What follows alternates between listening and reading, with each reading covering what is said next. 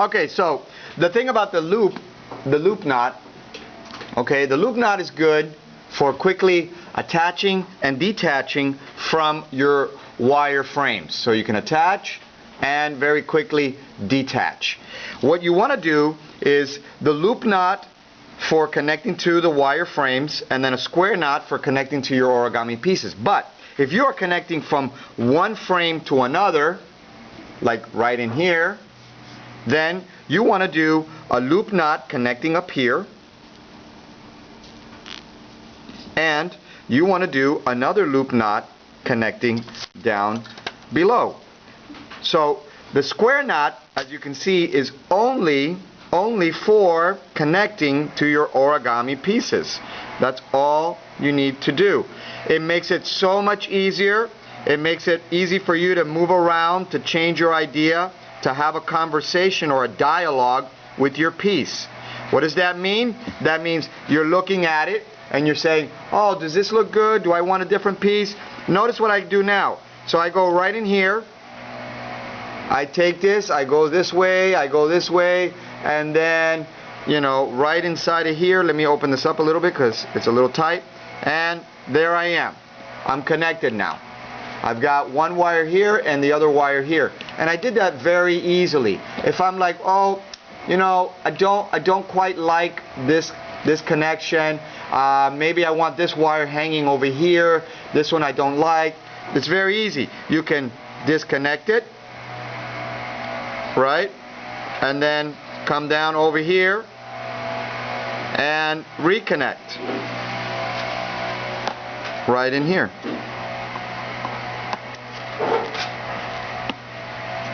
Wow, I made this wire a little too tight. Alrighty, there we are. So the loop knot, use that for connecting wire to wire. Also, the loop knot connecting from wire to the origami piece. But that cord, when it gets to the origami piece, you want to do a square knot. The square knot with the origami piece should be, again, as a quick reminder, pretend that this is your origami piece. It's not, but you know. So you've got your needle, you put your needle, you go through the origami piece.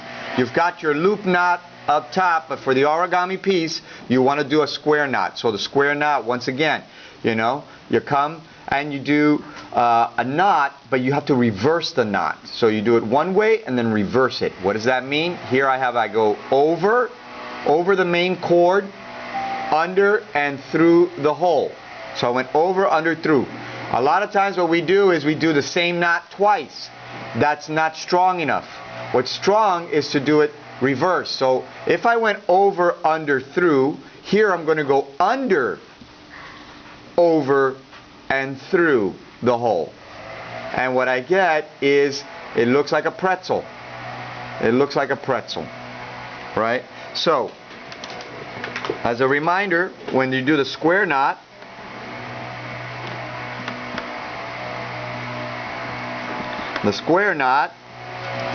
okay, you go over, under, and then through.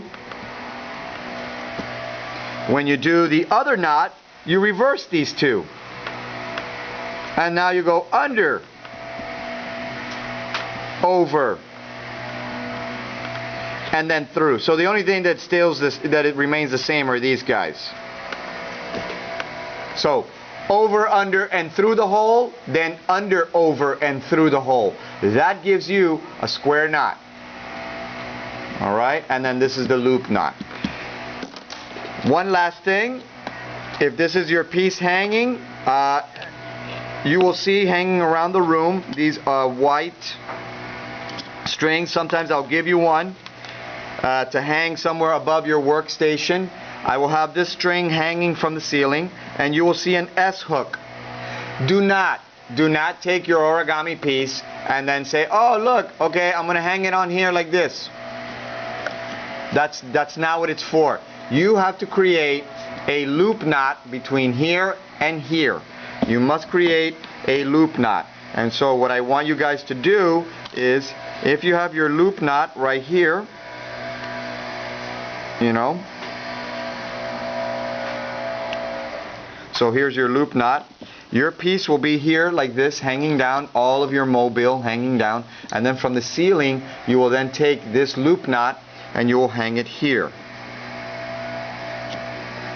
Alright?